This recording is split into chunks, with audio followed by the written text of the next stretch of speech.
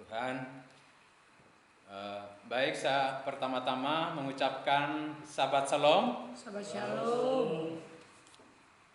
Ya, kepada semua Bapak Ibu, saudara-saudara saya yang ada mengikuti ibadah daring ini, saya bahagia untuk kembali bisa bertemu dengan keluarga besar Jemaat Penuai yang ada di Jakarta. Setelah sekian lama kita memang berpisah karena jarak dan juga situasi kondisi yang pernah kita lewati pada beberapa tahun belakangan setelah Rakernas tahun 2020 ya. Itulah terakhir saya bisa bertemu dengan keluarga Jemaat Penuai. Tetapi oleh kemurahan Bapa Yahweh kita masih hidup ada, dan saya percaya firman Tuhan mengatakan bahwa orang-orang yang hidup itu mempunyai harapan untuk mengalami segala kebaikan Tuhan. Baik Bapak Ibu saudaraku yang kasih, kita akan merenungkan firman Tuhan yang saya ambil daripada kitab Tehillim atau kitab Mazmur pasal yang ke 139. Tehillim bab 139.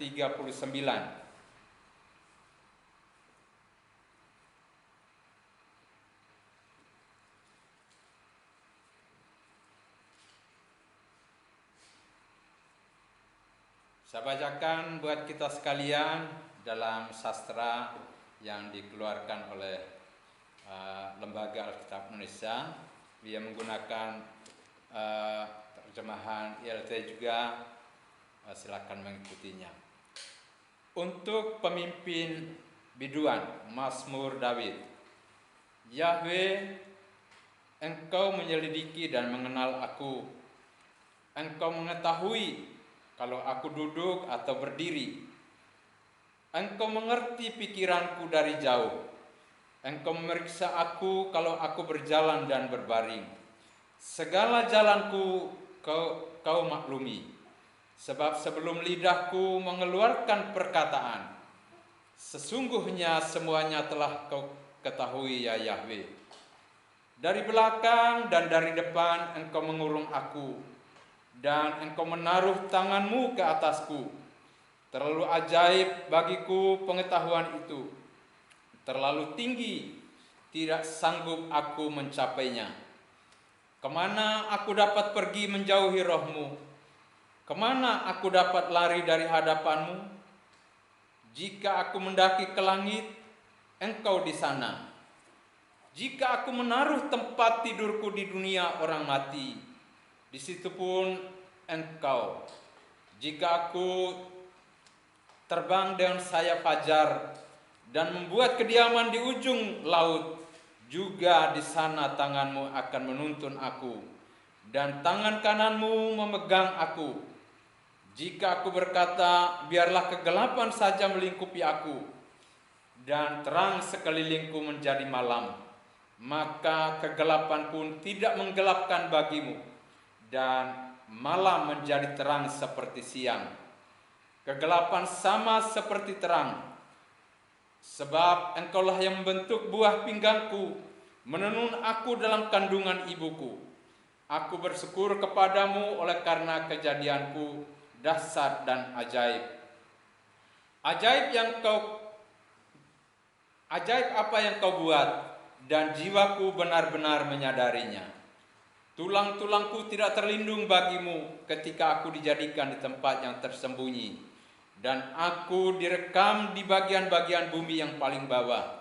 Matamu melihat selagi aku bakal anak, dan dalam kitabmu semuanya tertulis hari-hari yang akan dibentuk sebelum ada satu pun daripadanya. Dan bagiku betapa sulitnya pikiranmu ya Elohim, betapa besar jumlahnya, jika aku menghitungnya itu lebih banyak daripada pasir.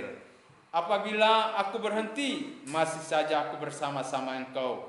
Sekiranya Engkau mematikan orang fasik ya Elohim, sehingga menjauh daripadaku penumpa-penumpa darah yang berkata-kata dusta terhadap Engkau dan melawan Engkau dengan sia-sia. Masakan aku tidak membenci orang-orang yang benci Engkau ya Yahweh, dan tidak merasa jemu kepada orang-orang yang bangkit melawan Engkau? Aku sama sekali membenci mereka, mereka menjadi musuhku. Selidikilah aku ya Elohim, dan kenalah hatiku. Ujilah aku dan kenalah pikiran-pikiranku. Lihatlah apakah jalanku serong, dan tuntunlah aku di jalan yang kekal. Demikian bacaan renungan firman Tuhan yang akan kita sama-sama dengarkan pada pagi siang hari ini. Dan dari pembacaan ini saya memberi tema tahu dan mengalami sifat Elohim, atau mengalami sifat Bapa Yahweh.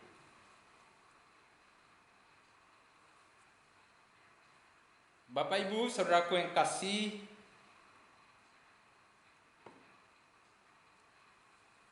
dari kitab Tehillim pasal 139 ini kita belajar menyadari bahwa Elohim Yahweh itu maha tahu, maha hadir, dan maha kuasa. Hal itu dapat memberikan ketenangan dan dapat memberikan kekuatan kepada kita pada saat kita menghadapi masalah. Seperti apa yang diketahui dan dipahami dan dialami oleh Daud dalam kehidupannya, di mana di dalam menghadapi tekanan, menghadapi pergumulan yang begitu berat di dalam kehidupannya. Ya, kalau kita membaca kitab Tehillim ini, ya kalau kami jemaat Taman Hati Tuhan di Kecamatan Jempang di Desa Moratae, ya setiap Ereb Sabat kami membaca ya kitab Tehillim ini dulu sementara, ya. Dan tentang kehidupan Daud ini kita dapat mengetahui begitu banyak hal yang dia alami, ya. Dalam kitab dalam pasal 139 ini pun dia mengungkapkan tentang adanya tekanan, tentang adanya upaya-upaya untuk membinasakan kehidupan Daud, ya.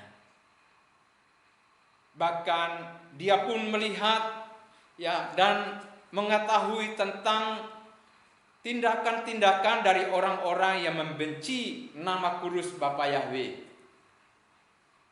yang membuat dia juga merasa sakit oleh karena Tuhan yang dia sembah, Tuhan yang dia imani dihinakan, direndahkan. Nah, Bapak Ibu saudara kasih, tentu apa yang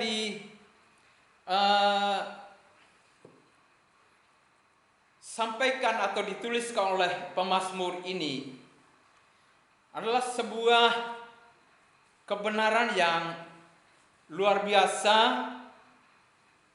yang tentunya masih relevan bagi kehidupan kita sebagai orang-orang yang juga memiliki iman kepada Elohimnya Daud, ya, atau David, ya. Begitu luar biasa kalimat demi kalimat daripada firman ini yang dapat menjadi kekuatan bagi kehidupan kita. Nah, kembali pada tema yang saya sampaikan, saya angkat, tahu dan mengalami sifat Elohim di dalam kehidupan kita.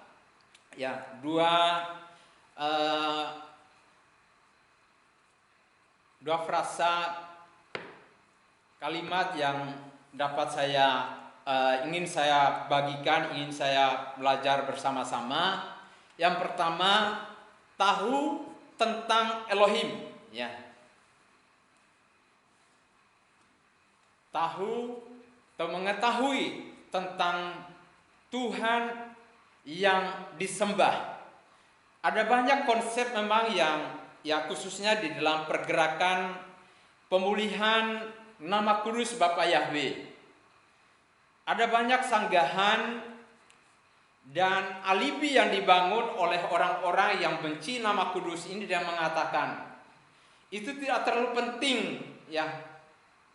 Soal nama itu tidak perlu kita ribut, tidak perlu kita tahu soal nama itu. Ya. Itulah konsepsi yang ada di orang-orang yang sementara ditutup matanya terhadap apa yang sementara Tuhan lakukan di akhir zaman ini di dalam membangun umat pilihan, ya.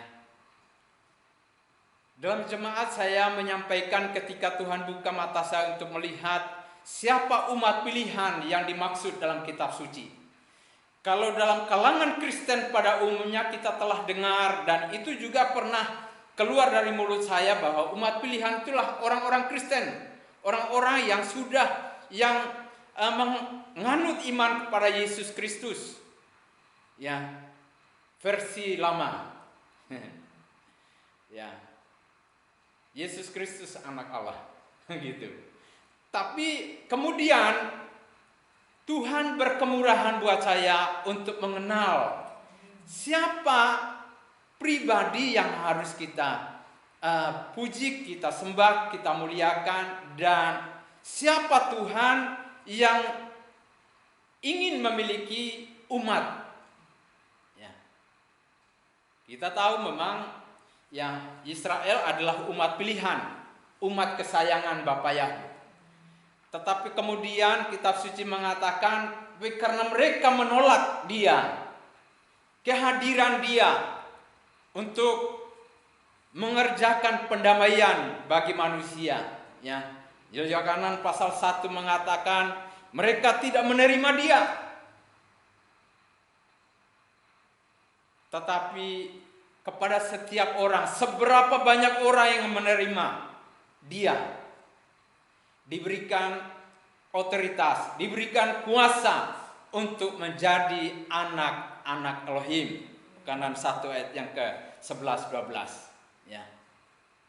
Itu artinya kepada kita termasuk bangsa-bangsa lain yang mendapat rahmat, mendapat kemurahan untuk mengenal, mengetahui Tuhan yang ingin memiliki umat bagi namanya. Ya, ketika Tuhan buka rahasia Kisah Rasul pasal yang ke-15, ya, ayat yang ke-14 sampai yang ke-17 itu bagi saya, ya, setelah saya mengerti tentang siapa umat pilihan itu, yaitu umat yang dibangun bagi nama Yahweh, ya. Dalam kitab Kisah Rasul pasal yang ke-15 itu, ya. Bagaimana ya tembok pemisah yang tadinya terjadi di dalam kelompok yang pengikut Hamashiach waktu itu, ya. Akhirnya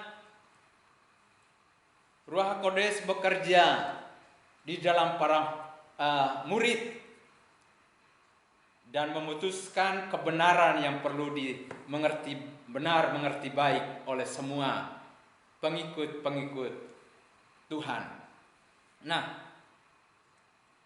tahu atau mengetahui itu adalah sesuatu yang sangat penting, ya. Karena Amsal pasal 19 mengatakan kerajinan tanpa pengetahuan itu sia-sia, ya.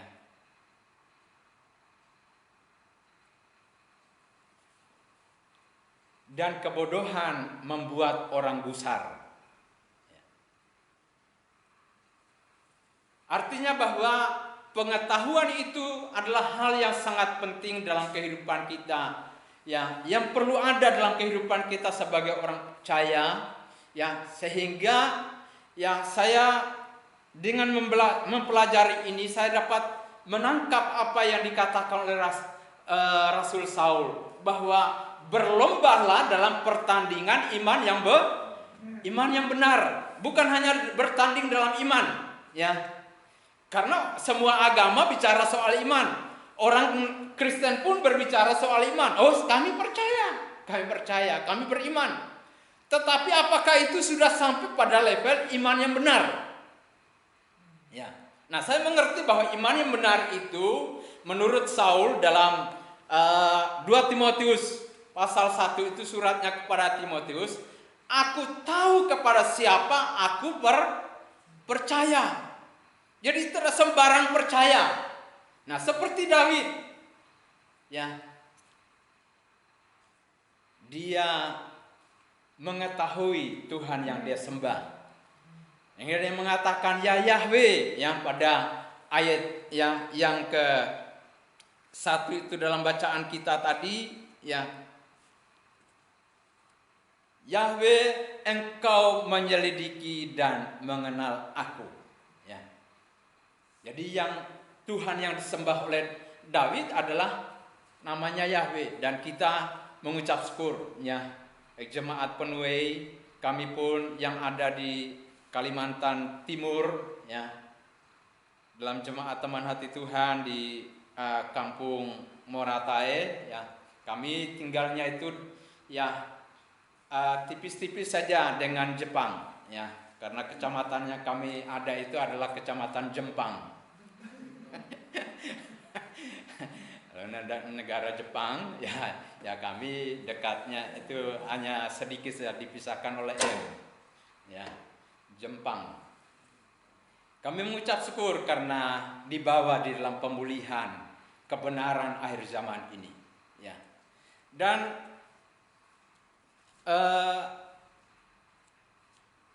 tahu tentang kebenaran tentang Tuhan dan kebenaran isi hati Tuhan itu penting bagi kehidupan kita, sehingga kita tidak akan gampang goyah kalau ada pengetahuan yang benar. Dalam Yohanes pasal yang ke-6 ada baiknya kita baca itu bahwa ya kenapa para murid waktu itu, orang-orang dipilih oleh Tuhan Yesus, tidak ikut dalam kemurtadan berjemaah waktu itu, ya.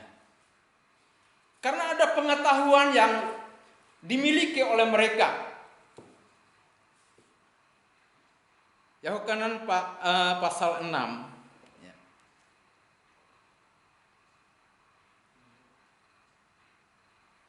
Ayat yang ke-67 kita mulai baca, ya.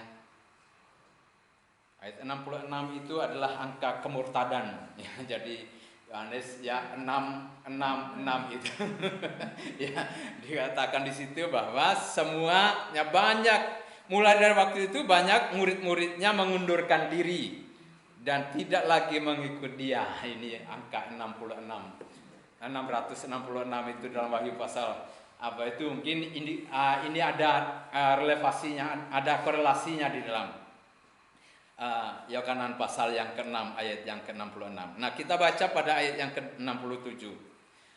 Maka kata Yesus kepada ke-12 muridnya, apakah kamu tidak mau pergi juga?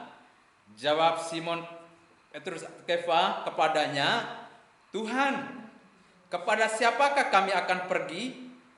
Perkataanmu adalah perkataan hidup yang kekal, dan kami telah percaya dan tahu bahwa engkau adalah yang kudus dari Elohim. Ya, perhatikan di sini, kami telah percaya dan tahu. Ya, jadi pengetahuan itu ya sesuatu yang sangat penting bagi kehidupan kita, agar iman kita benar-benar ada dasarnya. Ya, dasar daripada bangunan rohani, bangunan iman kita adalah ya perkataan atau firman daripada Tuhan sendiri, ya. Dalam terjemahan literal di situ dikatakan ayat 68 itu, engkau memiliki firman kehidupan kekal. Jadi mengenal kenapa mereka tidak ikut murtad berjemaah, karena punya pengetahuan yang benar tentang siapa yang mereka ikuti dan apa yang ada pada pribadi yang mereka ikuti.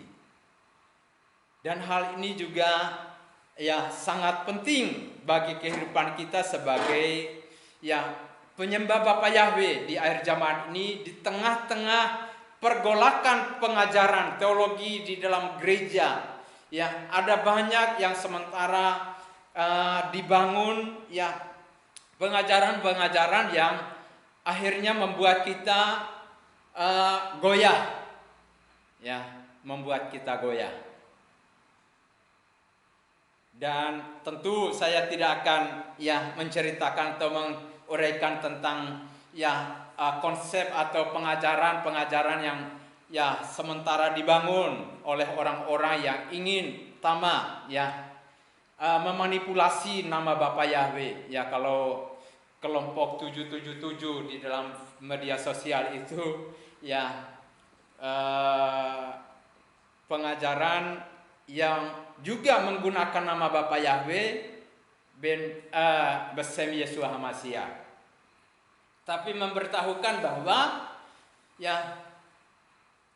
Tuhan itu yang pernah lahir lewat rahim Miriam itu sekarang telah datang lagi kembali, lahir lewat Ibu Faye. Saya tidak tahu Faye itu orang Manado atau orang Korea atau orang Cina, tapi dia berbahasa Indonesia saya lihat.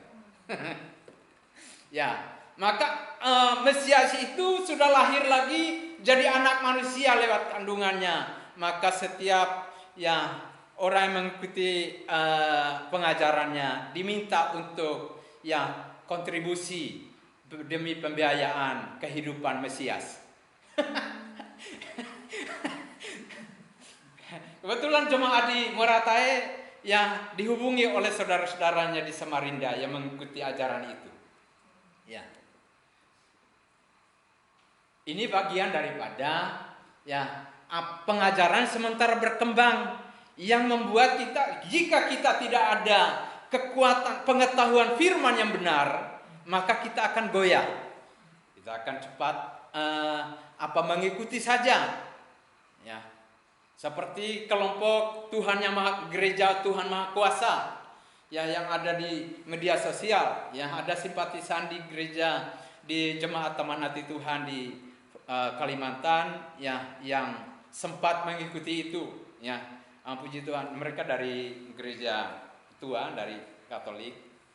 Puji Tuhan, mereka berkumpul bersama-sama dengan kami di sana, dan mereka sering, apa benar Juru Selamat itu sekarang datang jadi dia dulu lahir sebagai anak laki-laki, sekarang lahir sebagai anak perempuan. Itu ajaran dalam gereja Tuhan yang Maha Kuasa. Apakah kita akan melarang dan menyerang mereka? Tentu kita tidak punya kewenangan ke sana. Tetapi bagaimana kita membackup kehidupan iman kita pribadi lepas pribadi secara jemaat? Ini perlu adanya pengetahuan yang benar tentang kebenaran Bapa Yahweh.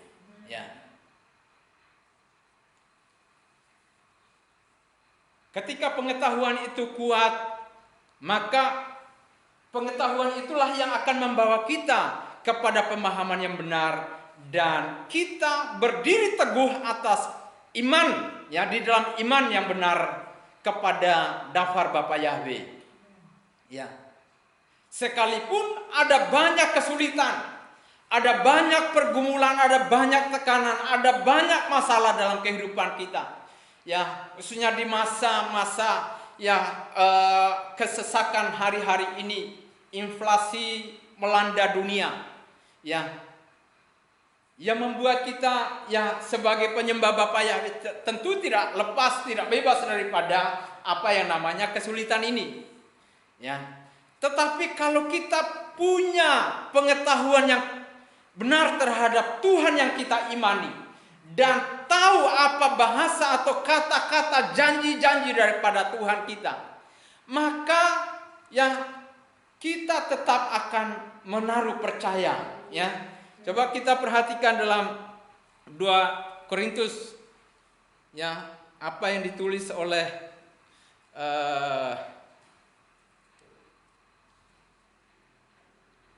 Rasul Saul untuk meneguhkan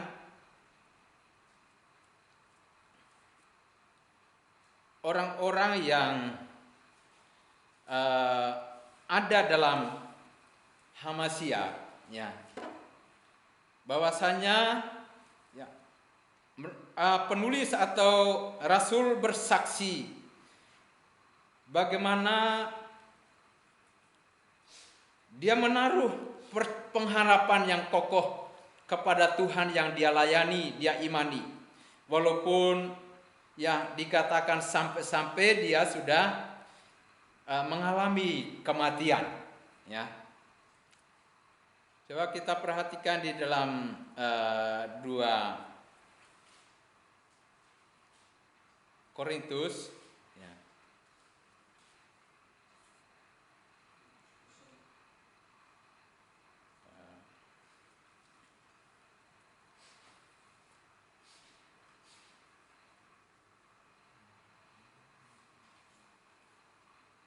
Bentar, saya izin ya dulu karena sedikit lupa, ya.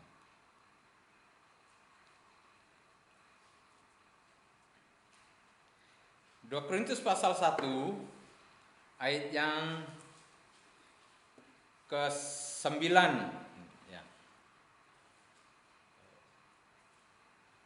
Atau mulai ayat yang ke-8, ya. Ayat 8 ini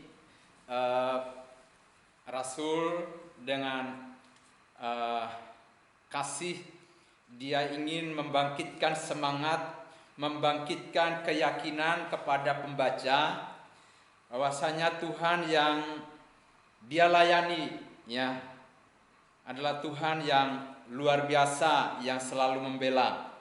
Ya, ayat 8, sebab kami mau saudara-saudara supaya kamu tahu akan penderitaan yang kami alami di Asia Kecil. Beban yang ditanggungkan atas kami adalah begitu besar dan begitu berat, sehingga kami telah putus asa juga akan hidup kami. Ya, mungkin kita juga mengalami hal yang sama seperti Rasul, sudah sampai putus asa. Saya sempat, ya, saya bersaksi dulu tentang apa yang di pengalaman saya mengalami firman ini. Ketika kami membangun gereja, ya, tempat ibadah yang ada di Kalimantan Timur, ya, ukuran 8x12.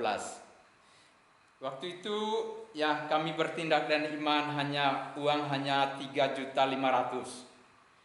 membangun, ya, dan juga sempat pakai tukang. Apa yang tidak bisa saya kerjakan, saya minta tukang untuk mengerjakan. Tetapi ya, tukangnya sedikit emosional, temperamennya itu ya sedikit berubah-ubah. Satu waktu kami tidak ada, ya, di tangan saya dengan istri tidak ada lagi uang. Ya, tiba-tiba saya baru kasih dia uang, ya, sesuai dengan permintaannya. Dia minta uang 200 waktu itu.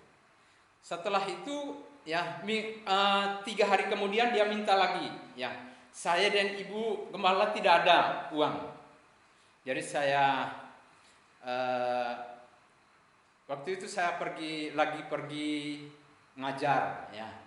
Jadi mudah Tuhan saya di sana, ya, selain gembala juga jadi guru di SMA, ya, lalu juga jadi Pak RT. Nah, waktu itu saya ada keluar, lalu tukang datang minta sama ibu, ya, Istri saya bilang, aduh Pak, kami mohon maaf ini kami betul-betul lagi kosong, Pak Gembala lagi keluar juga. Ya. Oh dia marah-marah. Masa? Ya bangun gereja kok tidak ada uang? Waktu itu memang ya sistemnya harian, tapi karena dorongannya yang diambil itu waktu itu adalah tembok yang naik ke atas, akhirnya hitungannya 6 jutaan ya, yang dia minta angka juta. Akhirnya ibu bilang, minta maaf nanti Pak Gembala datang baru saya pulang ibu kasih tahu. Ya, bilang dia sudah marah-marah. Dia bilang, gereja apa seperti ini? Ya, sudah saya tidak mau kerja lagi. Kami sempat dengan istri putus asa, ini pekerjaan Tuhan. Kami dengan istri angkat tangan kepada Tuhan. Ya, dan puji Tuhan. Ya, besoknya tiba-tiba ada pemberitahuan dari BRI bahwa ada berkat masuk ke rekening kami. Ya, jadi lumayan banyak. Akhirnya kami langsung bayar lunas. Ya, saya panggil, dia sudah jadi malu hati lagi. Jadi utus anaknya saja. Jangan kenapa, mana bapakmu? Ya, bapak jadi malu lagi dengan Pak Gembala katanya. Nah, kenapa malu? Tidak apa-apa, kan itu haknya bicara dan memang fakta. Kami waktu itu tidak ada, tapi tidak bermaksud untuk menggelapkan atau tidak membayar hak orang. Tapi memang waktu itu kami tidak punya apa-apa. Tapi inilah bukti bahwa Tuhan yang saya layani adalah Tuhan pemilik langit dan bumi. Dia yang sanggup memberikan segala yang kami perlukan. Ya, walaupun waktu itu sempat kami putus asa. Paulus atau Saul mengatakan, kami telah putus asa juga akan hidup kami. Selanjut ayat 9, bahkan kami merasa seolah-olah kami telah dijatuhi hukuman mati. Tetapi hal itu terjadi supaya kami jangan menaruh pada diri kami. Kami jangan menaruh kepercayaan pada diri kami sendiri, tetapi hanya kepada Elohim yang membangkitkan orang-orang mati. Dari kematian yang begitu ngeri, Ia telah dan akan menyelamatkan kami. Kepadanya kami menaruh pengharapan kami bahwa Ia akan menyelamatkan kami. Bapak Ibu, saudaraku yang kasih jemaat, Bapak Yahweh yang ada, ya, yang mengikuti ibadah Zoom ini. Kami terbatas sebagai hamba Tuhan, terbatas mengetahui setiap pergumulan. Ya. Tetapi kitab Tehillim pasal 139 itu kita telah kita membaca ayat yang ke-2 sampai yang ke-6 itu kita melihat penampilan Tuhan dalam sifatnya sebagai Tuhan yang Maha Tahu. Tuhan yang Maha Tahu.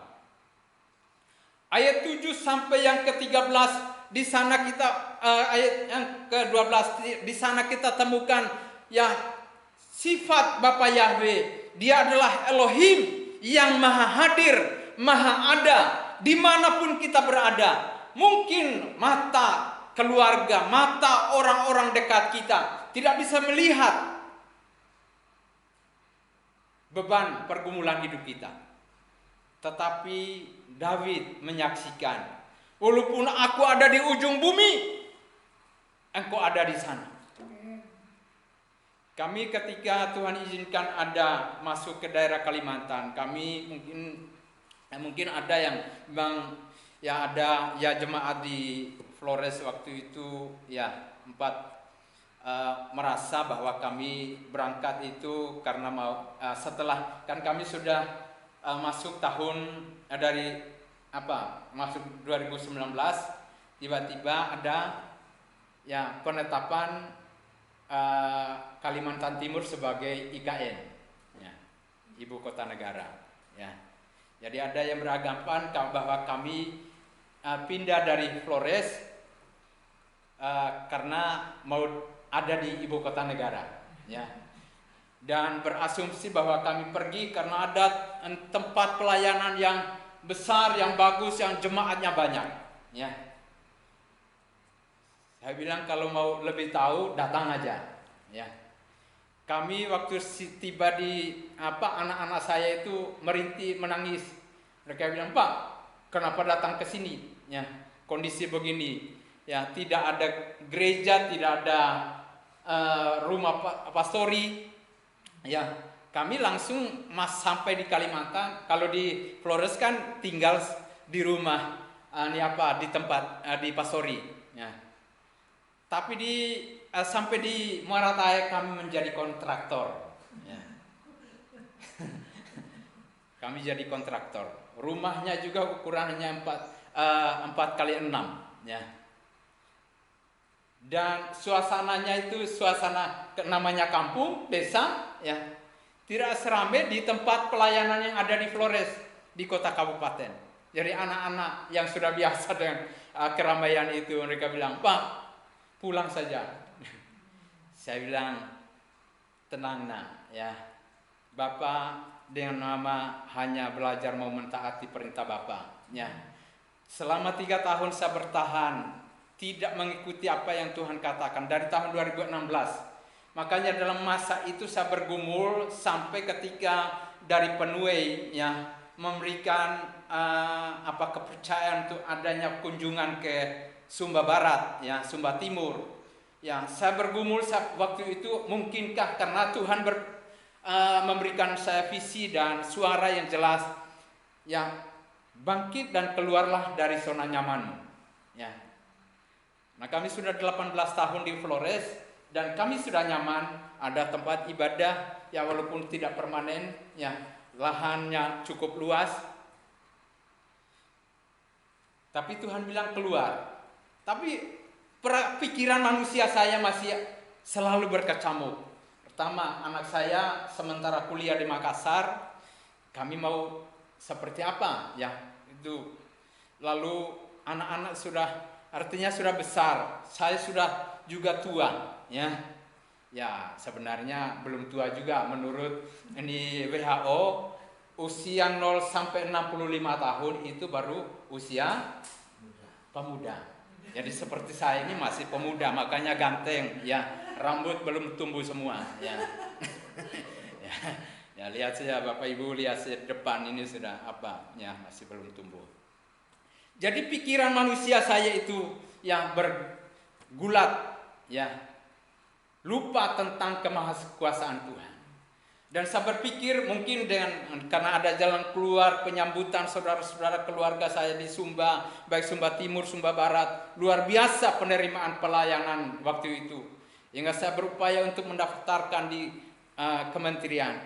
Lalu satu waktu Tuhan bilang bukan, ya. Saya bertahan. Jadi Tuhan tegur saya dan penyakit yang betul-betul sampai anak istri pikir mereka akan menjadi ya janda dan dia akan menjadi janda dan anak-anak menjadi yatim. Karena saya tiba-tiba kena saraf terjepit, tidak bisa bangun, tidak bisa bergerak, mau naik seperti tinggi itu saya karena waktu itu jatuh, lalu tangga seperti ini tidak bisa naik. Sampai permisi saya buang air pun ya di tempat itu. Lalu saya diingatkan oleh Tuhan tentang visi itu. Saya minta ampun, kalau ini memang kehendak Tuhan harus kami keluar. Ya, kami keluar. Ya. Dan akhirnya tahun 2018 Tuhan bawa untuk Tuhan berikan visi yang jelas. Karena saya kalau tidak ke Sumba Barat, ya saya berpikir ke kota provinsi NTT karena orientasi namanya anak kampung kan, ya daerah kami ya masih butuh pelayanan.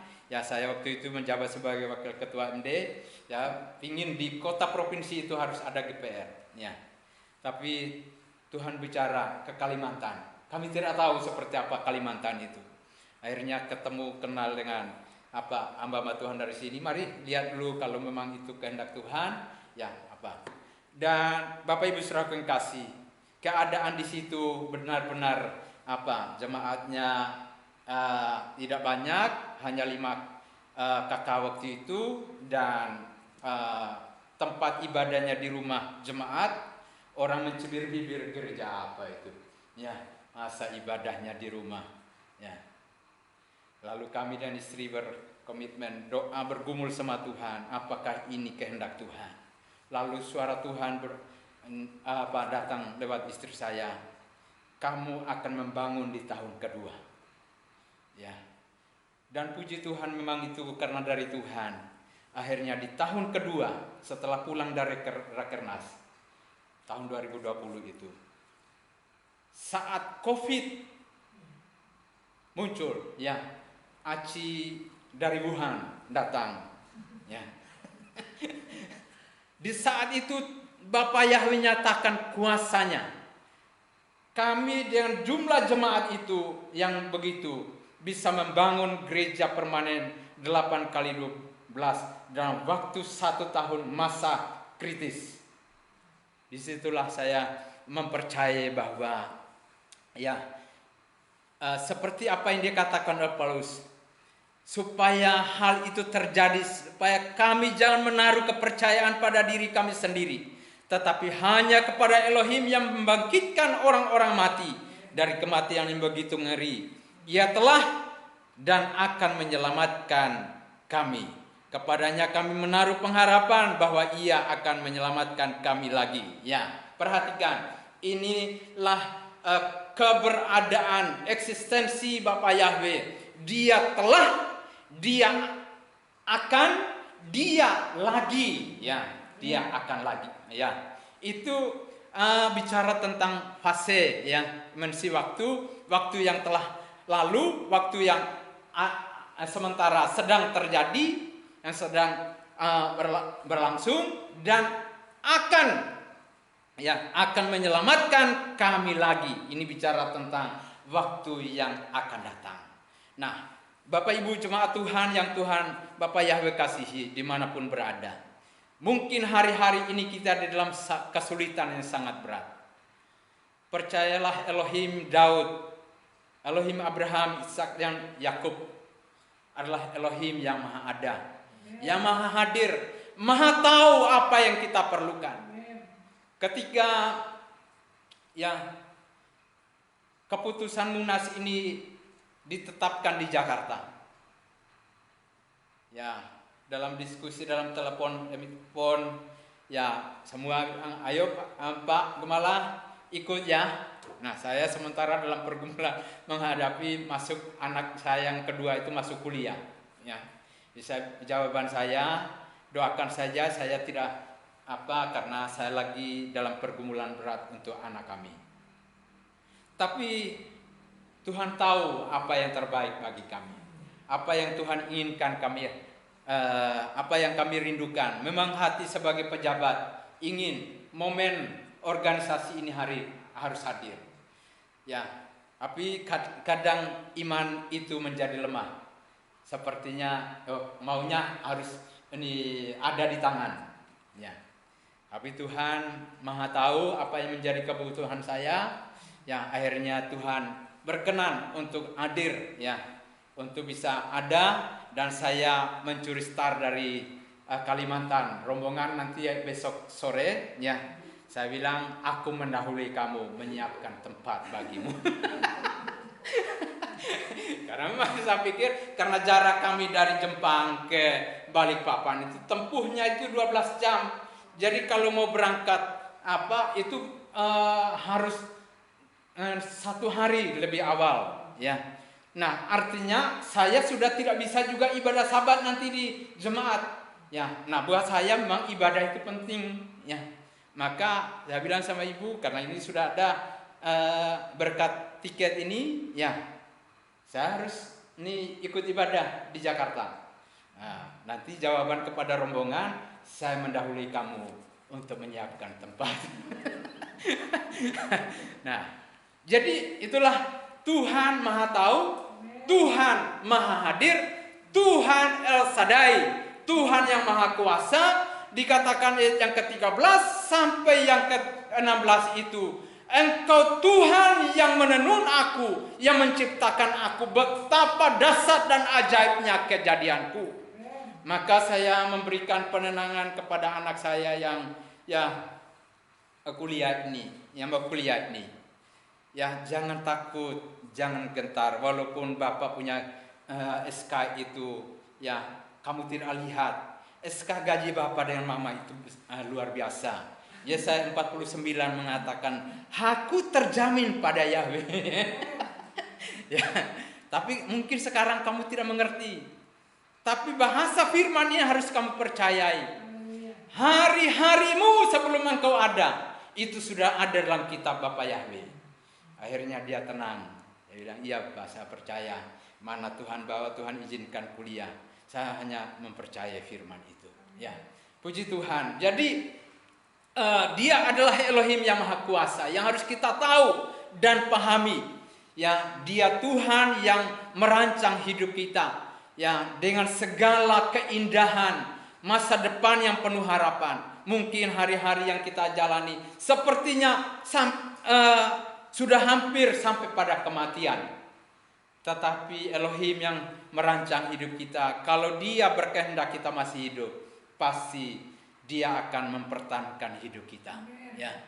Ketika saya dalam kesulitan pelayanan di daerah baru itu, Tuhan membuat suatu yang luar biasa. Ya, saat saya ditarik ke Bamak, ya, di satu lembaga gereja, badan kerjasama musyawarah antar gereja, saya diperhadapkan ke sana karena dituduh mencuri jemaat. Ya, waktu hari Sukot pertama saya ada di sana. Akhirnya ditarik ke sana, lalu saya dipertanyakan pengajaran saya, keyakinan saya. Ya, saya lalu bilang, kamu ini memang kehadiran kamu gereja pimpinan Roh Kudus ini hanya mengacaukan saja. Dari mana kamu tahu itu Yahweh itu? Dari mana kamu dapat itu? Saya bilang, nah ini baru saya dapat tahu. Pendeta ternyata ngomong doang saja di mimbar, ternyata pengetahuannya tidak ada. Ya, kitab suci ada kok. Saya, Pak pegang kitab suci yang mana? Saya pegang kitab suci Al-Aimah menghadapi mereka. Ya, saya ini kitab suci yang saya pegang mungkin sama dengan Pak. Ya, oh iya ya. Nah, berarti ini kan Bapak ini hanya ngomong kita harus bicara atas dasar firman. Ternyata Bapak tidak tahu baca sampai di situ, ya. Lalu macam-macam karena sakit hati mereka. Nah, kamu hati-hati. Nanti orang lembaga adat akan usir kamu dengan pakai piring putih. Di sana kan pakai adat itu dengan bawa piring putih. Kalau ada masalah, yaitu jadi satu kekuatan hukum. Nah, saya bilang begini, saya hadir ke Kalimantan ini bukan membesarkan nama saya, tapi saya masukkan nama Tuhan saya. Kalau Dia yang mengutus saya ke sini, Dia melihat, Dia mendengar apa yang kita bicara malam hari ini di depan Ketua Bamak. Dan dalam tempo 3 bulan saya bilang, dalam 3 bulan kita akan lihat siapa yang akan diusir keluar dari sini. Kita sepakat saja. Kita akan lihat siapa yang akan diusir keluar. Belum 1 bulan, pendeta yang ngotot bilang kamu akan diusir. Diusir, Pak. Dia diusir pergi oleh jemaatnya. Karena ditemukan dia menonton film bokep, ya, film-film porno, lalu minta ini yang ada satu perempuan yang dia kenal dari Kalimantan Barat, suruh kirim ya foto bugil. Nah, jemaat dapat. Akhirnya dia diusir, malu, ya. Jadi disitulah saya melihat kekuasaan Bapak Yahweh itu melihat kesulitan-kesulitan yang kita hadapi. Itu sebabnya seberapa kita yang mendengar firman ini, marilah kita perlu punya pengetahuan firman, tetapi tidak hanya tahu, tapi juga mengimaninya. Ya, mengimani. Ya, kita melakukan. Ketika seorang ahli Taurat mengatakan, bertanya tentang hukum mana yang Tuhan berkata, ya, apa yang tertulis dalam kitab suci? Dia mengatakan, kasihlah Yahweh Elohim bla bla bla. Lalu Tuhan Yesus mengatakan, pulang dan lakukan itu.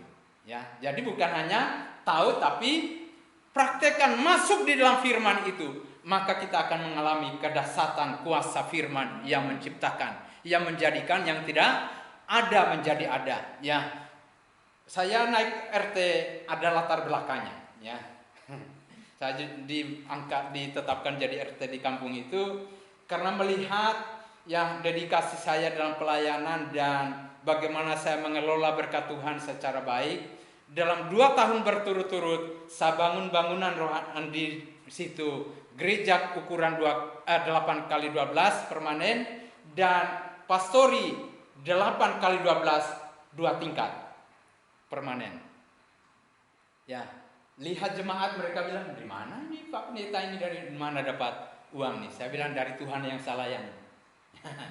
Akhirnya mereka petinggi dan sekdes datang ke rumah minta, "Pak Pendeta, masyarakat minta Bapak yang jadi RT." Saya bilang, "Saya pendeta, tidak bisa terlibat dalam apa." Terakhir mereka jebak dengan kata saya sendiri, "Saya ini banyak pelayanan."